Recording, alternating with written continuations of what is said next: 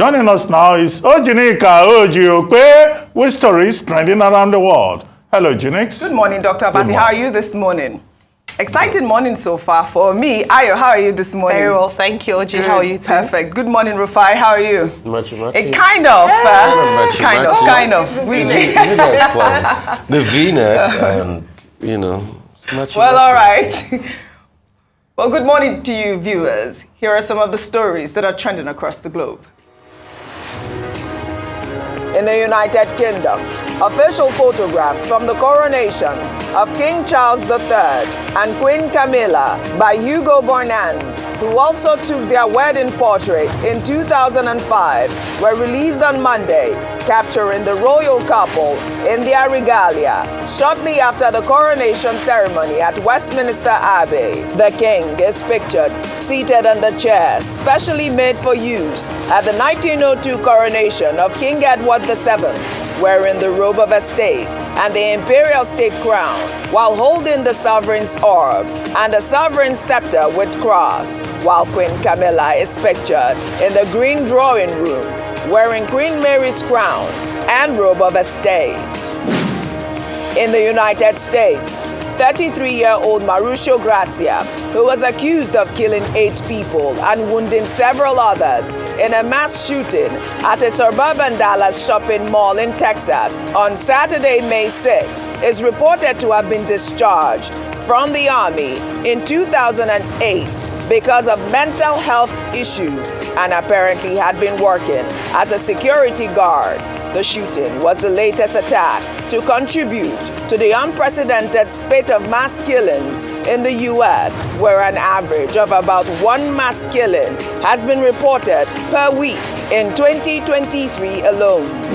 In Nigeria, the Presidential Election Petitions Tribunal began hearing petitions on Monday by several opposition parties and their candidates challenging the victory of President-elect Bola Ahmed Tinubu at the February 25th presidential election. The petition filed by the Labour Party and its presidential candidate, Peter Obi, who was present in court, was adjourned till Wednesday, May 10th. The People's Democratic Party and its presidential candidate, Atiku Abubakar, have asked the Election Petition Tribunal to televise its proceedings. Honor sports. World Cup winning team Argentina and football sensation Lionel Messi were named Team and Sportsman of the Year on Monday at the Laurels World Sports Awards. Messi, who captained Argentina, scored 7 times and won the Golden Ball as his country won the 2022 World Cup in Qatar last year. He is the first athlete to win the individual and team awards in the same year, while the Sportswoman of the Year went to Jamaican sprinter Shelly Ann Fraser-Pryce, who won the women's 100 meters world title at the World Athletics Championships in Oregon in July. Finally, under entertainment, the Associated Press won 2 Pulitzer Prizes on Monday for its coverage of the war in Ukraine, earning recognition for its breaking news photography of the Russian invasion, as well as the prestigious Public Service Award for its startling and exclusive dispatches from the besieged port city of Mariupol. The New York Times earned the International Reporting Honor for its stories, also about the Russian invasion. The Pulitzers honor the best in journalism from 2022 in 15 categories, as well as 8 arts categories focused on books, music, and theater. The public service winner receives a gold medal, while all other winners receive $15,000. Well, let's begin what's trending. As the Presidential Election Petitions Tribunal began hearing petitions on Monday, Nigerians and leaders of thought have shared different opinions on the petitions filed by various opposition parties and their candidates, challenging the victory of Bola Ahmed Tinubu as winner of the elections, while the Ooni of Ife, Adeyeye Ogunwusi Ojaja II, has appealed to supporters of the main opposition parties, the People's Democratic Party and the Labour Party, to sheathe their swords ahead of the Inauguration Day. The monarch urged various party supporters to forget about the past and work with the President-elect Bola Ahmed Tinubu, stating that regardless of their candidate of choice, all hands must be on deck to put Nigeria on the right path to greatness because the elections are over. Well, the Ooni made the comment while hosting a high delegation sent by Kenyan President William Ruto in Lagos. Dr. Bati, before I take my reactions, I would love your comment on this story because, I mean, you know, only recently also the Kenyan President as well endorsed Bola Ahmed Tinubu. I guess this is the result of that visit. But a lot of Twitter users have, you know, I don't know if to use the word condemn his comment because obviously the petitions are on the way, very expensive petitions. And I mean, how do you say the elections are over? You should just forget about the petitions. I mean, that's some of the comments that I've gotten, but I'll take some reactions after I speak. The present Ooni of Ife is young, he's very modern in his approach. He's also very political and he's been engaging in a lot of diplomacy, either with Africans in diaspora or with other African countries. And so it is not surprising that the president of Kenya will send a delegation to come and meet with them. So that's, you know, another dimension of, you know, traditional rulers taking a modern approach. There are some other traditional rulers who are, you know, of the same age extraction with him, who are better known for wearing designer clothes, dancing at birthday parties and all that. But he has taken a higher ground. So at that level, I can say, you know, what he's been doing with diplomacy, using the traditional throne as a tool of modern diplomacy is commendable. The second issue, which is of interest to you, is the political comment that he made, appealing to people to sheathe their swords. Well, it's just an opinion. Even if you are the traditional ruler, whether you are the Ooni of Ife, the Sultan of Sokoto, you are the father of all within the community. You can express your opinion, you can advise people, you can say, you know, what you want to say. It doesn't mean that it is binding on people. But what he has said is appealing for unity. He's saying, look, let us support Asiwaju Bola Ahmed Tinubu now that he's the president-elect. That's what he is supposed to say as a traditional ruler, as a father of many. He's not supposed to go and say, oh, go and fight, go and cause problems. That would be a wrong thing. So he said the right thing there. What he has said is politically correct. So it is up to the people who also have their own right to go to the tribunal, to go there. So even if he tells them, oh, well, sheathe your swords and all that, it's immaterial. There is a process that is already in place. The Labour Party is there, the APM is there, the PDP is there, the court has started sitting. That process will continue. But what he has said is what he will say, what he must say as a traditional ruler. But other people may well say, oh, what is the king saying? Okay, do they expect the Ooni of Ife stool to tell people to go and fight? Yeah. No, that would not be statesmanly. All right, I'll read this tweet from Professor who wrote, Ooni of Ife once encouraged Nigerian youths to work together to achieve a new Nigeria. He charged the youth to get involved in politics, and majority aligned with Peter Obi. Today, our dear ancient king wants the same youth to embrace Bola Tinubu and old order. Kabiyesi o. Well, D wrote, kings shouldn't be partisan. Why don't you advise everyone to follow due process rather than asking them to forget? Do you even know how much people spent for this? Why are you guys like this? People might get more angry with such a post. We need a country for all, not a few. Ayo. All right, yes, and I'm glad that Dr. Bati said the foundation in terms of the fact that he's made a politically correct statement. He's spoken as a leader, as a father, as he ought to. However, the other side of it is the aspect where he talks about sheathing your swords and forgetting the past. The challenge that we have sometimes in terms of our political architecture is the fact that we often give this advice to people, young people, older people, forget about the past. Recall just before the elections, we had Governor Babajide Sanwo-Olu say when he was responding to a question with regards to NSAS that, oh, forget about that, let's move forward. What does moving forward mean? Moving forward, does it mean accepting the injustice as some people have judged the previous elections to be? What should be said, actually, that should be a more politically correct statement is that the matter is in court.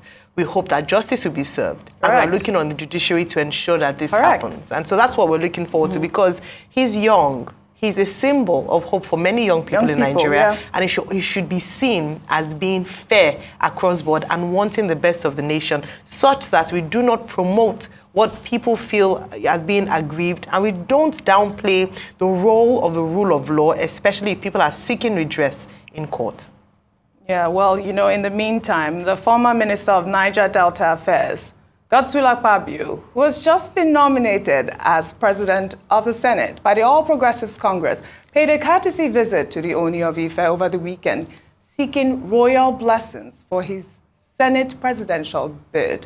Photos of the visits have made the rounds on social media. Rufai, I mean, this is what everyone is saying, that he is, gearing towards the APC. He is part of the APC, and that's why he made the statement. We can see here that he's endorsing Akpabio over the weekend. Yes, that's the picture. No, it's not endorsement. Not an endorsement, but he's there together with him. I mean, royal fathers like that, anybody across any broad spectrum can go visit them, especially when Akpabio is seeking,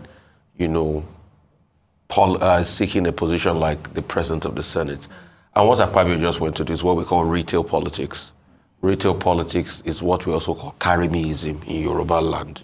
That's what I say. So I should be seen.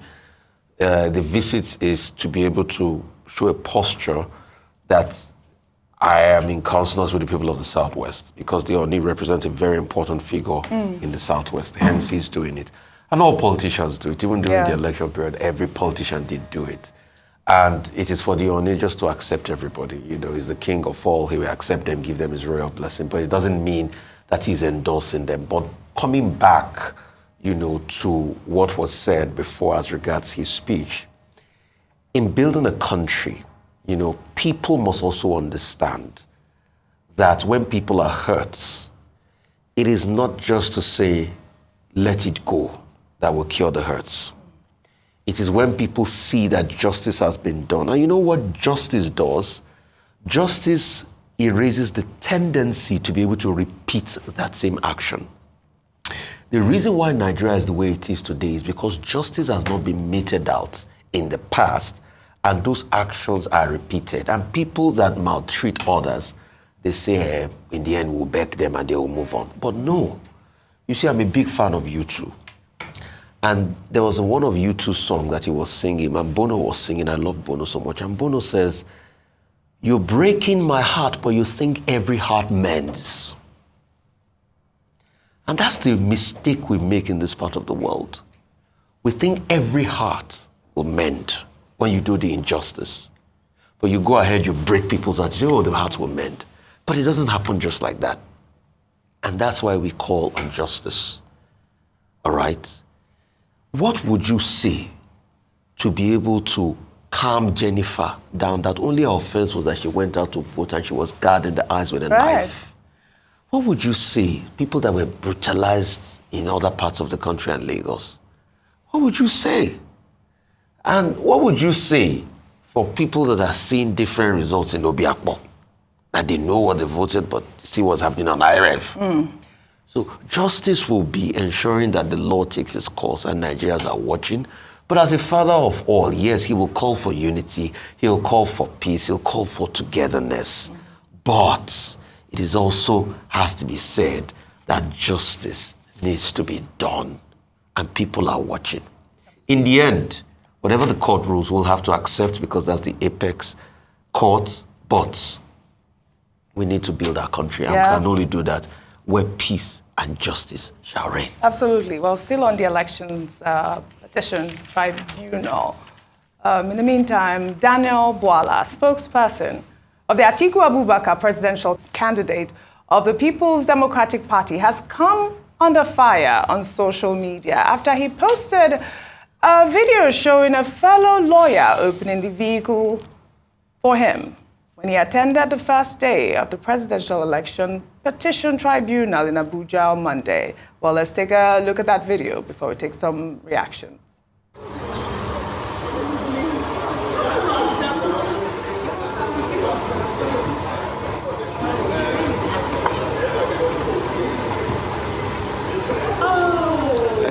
Hello, fine, yeah. Fine, pal. Okay, now who says it? I do. What is that? Yeah, I needed some clarity on this video. Rufai, I'll come to you, but let me just take some reactions. This is from Dr. Great, who wrote, "This is disgraceful, Daniel. I guess you're a senior lawyer. You're familiar with Rule 26 of the Rules of Professional Conduct in the legal profession. Lawyers shall treat one another with respect. Turning another lawyer into an orderly offends the rules." I mean, is there some sort of clarification? I mean, was this a real video? I mean, what's happening here? The real video was posted by Daniel. I called Daniel this morning, and this was his own side of the story. He said as the case started, they had been going back and forth politically with the opposition party, and he deliberately posted to say, okay, the DD had come, for the case. But he said the person that opened the door for him was his in-law and was a relative of his. Not a lawyer? No, he was a lawyer too, but he was a relative of his, Okay. And it was just, to be able to post a picture of, okay, the D-Day has come, we're going to have our day in court and all of that. So, but the reaction is getting, and the blowback is getting, he claims, it's from the opposition, people really? and all of that. So it's he framed it as a case of political shenanigans, but that's his reaction. All right. That's just to give him favor. I don't know what the other people might Well, say, the but that was optics just, look really bad. Dr. Bati, for this, I mean, this is what people are just... Daniel Bola, just wants us to know that he's a big boy. If you look at that car, it's still tear rubber. They have not even removed some of the, So by posting it on Twitter, he should say, come and look at me, Check me out. Toyota Land Cruiser. Yeah. Anyway, that's fine. The reason people are objecting is that they say, Rule 26, lawyer must treat another lawyer with respect. But we don't have evidence here that he compelled the younger lawyer to come and open the door for him. Well, Rufai said it's his cousin. So even that cousin, in-law, may have done it out of respect. Yeah. Okay, it happens. As far as I know, but Daniel Bola is not an invalid. He can open door himself. But African culture, sometimes while you are still trying to gather your papers, the other person may open the door for you. I don't think it's a big issue here. The big issue is that the proceedings have commenced at the election petition tribunal, and Daniel Bola is, part of the PDP team. That's what is more important. I don't even know why he has to go and post to say D-Day has started, but at least I've seen he has bought a new Toyota Land Cruiser. We can see that tear rubber. Okay. Daniel Bola, you have to watch that car. There are implications. You can't be going about in a brand new car. You think you can just enjoy it like that. You have to listen, Dr. Bat is the king of implications. Quickly, Ayo, I want to take this last story before I come to you. What are your thoughts on that? Oh, I'll just say that. I mean, I like that we're giving him a little slap on the wrist, but the truth is that whether it is in-law or not, Rule 26 applies. And so even though, yes, it hasn't been shown that he was compelled to have done it, the truth is that the optics, like you mentioned, does not look good. Yeah. And there's no justification. You can say that, I raised him up, I trained him. When you're in a professional setting, those things don't play out to those people who are observing. But of course, as in many cases, culture trumps a lot of rules in Nigeria. Mm-hmm. So perhaps out of respect, or maybe he had just tipped him one heavy tip and like, sir, you will not touch this, so I'll open it for you. But yes, that's just what I'm all right. Nobody is going to sanction Bola because another lawyer opened door for him. Shall take our final story. Following the sentencing of Nigeria's former Deputy Senate President, Ekweremadu, on Friday, May 5th, by a United Kingdom court to a period of 9 years and 8 months on human trafficking charges, an expert at the U.S. State Department's Bureau of Intelligence and Research, Matthew Page, in a report seen by the Guardian newspaper, is said to have alerted the United Kingdom's authorities to investigate the illicit affairs of Ekweremadu before he was jailed for trafficking a man to London in an attempt to harvest his kidney. Page, who is an associate fellow at the Chatham House, had examined how Nigerian politicians, including Ekweremadu, used unexplained wealth to buy millions of pounds worth of property in the UK. The report also detailed how politicians used funds accrued over the years to sponsor expensive private education for their children. Page said the UK could have avoided the historical case of organ trafficking if the authorities had swiftly acted on his warnings about Ekweremadu. I mean, this is coming after his arrest. I mean, I don't know how the UK could have acted without investigation. I guess they were carrying out their investigation, but this is such a touchy subject. Dr. Bati, I know you didn't have much time to discuss yesterday's video, which we shared. I'd like for you to just, have this opportunity to express your thoughts on the case. Well, I'm just saying that what has happened is very unfortunate. There are some other people now who are trying to drag other matters into it, saying, they had alerted the British authorities. Those issues are not related at all. Yeah. One is about, maybe corruption. But here, we're dealing with the Modern Slavery Act. That is what is at issue here. So all the other extraneous matters that people are trying to drag into the matter. In cases, there's something they call res, which is the substance of the matter. So in this Ekweremadu case, can we focus on the matter? And the judge, in delivering his ruling, tried to make a distinction between mens rea and actus reus. Mens rea is when you have the mind to commit a crime. Actus reus is the actual committing of the crime itself. But even in spite of that, the court applied the rules. So all these other side talk that I've been seeing that, we alerted the court, the man has properties here, has property. No, that's not what is before the Old Bailey. Absolutely. Well, thank you all for your great analysis on what's trending, as always. That's all I have for you on what's trending today. I'll see you all tomorrow.